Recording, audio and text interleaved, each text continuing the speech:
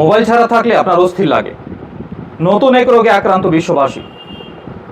আপনি কি মোবাইল ছাড়া 1 ঘন্টা কাটাতে পারেন? নো। যদি উত্তরটি হয় না, তাহলে সাবধান হয়ে যান, সম্ভবত আপনি নোমোফোবিয়া রোগে আক্রান্ত।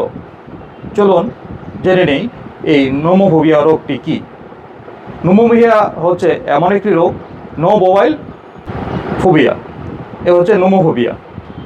এই নোমোফোবিয়া আক্রান্ত যারা, তাদের প্রথম লক্ষণ হচ্ছে তারা কিছুক্ষণ মোবাইল ছাড়া থাকলে অস্থির অস্থির লাগবে, হাত পা কাঁপে, হৃদস্পন্দন বাড়ে, আর মনে হয় যেন পৃথিবী থেকে বিচ্ছিন্ন হয়ে গেছি। কিভাবে শিওর হবেন যে আপনি এই রোগে আক্রান্ত কিনা? চলুন আপনার কিছু বৈশিষ্ট্য দেখে নেই, দেখেন আপনার সাথে মিলে কিনা। আপনি যখন মোবাইল ছাড়া থাকবেন, তখন মনে হবে যে আপনি কি যেন হারিয়ে ফেলেছেন। আর এরকমটিও মনে হতে পারে যে কোথাও ধাক্কা লাগলে মনে হয় যে পৃথিবীটার সাথে আপনি ধাক্কা লেগেছেন। আপনার এরকম মনে হতে পারে যে আপনার বালিশের কাছে মোবাইলটা রাখা উচিত, আপনি বালিশের কাছে মোবাইল রেখে ঘুমান। আর 10%-এর নিচে যদি মোবাইল চার্জ চলে আসে, তখন মনে হবে যে আপনার দীর্ঘশ্বাস বেড়ে গেছে, আপনার অস্থিরতা বেড়ে গেছে। আপনার ওয়াইফাই কানেক্ট যদি না থাকে, আপনার মনে হয় যে হৃদস্পন্দন বন্ধ হয়ে গেছে, আপনার শ্বাস নিতে কষ্ট হচ্ছে।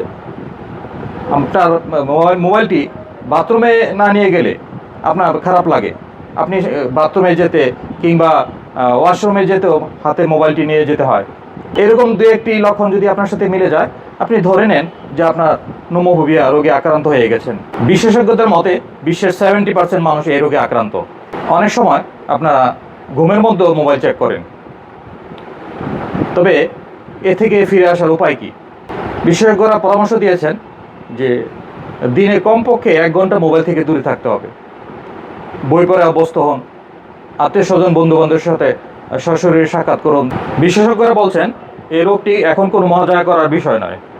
আপনি দিনের বেশিরভাগ অংশ মোবাইল ছাড়া কাটানোর চেষ্টা করুন, নতুবা এই নোমোফোবিয়ার কারণে আপনাকে হাসপাতালে মোবাইল ছাড়া কাটানো হতে পারে। Doctor Alam, Meditech nature zone, Dhaka, Bangladesh.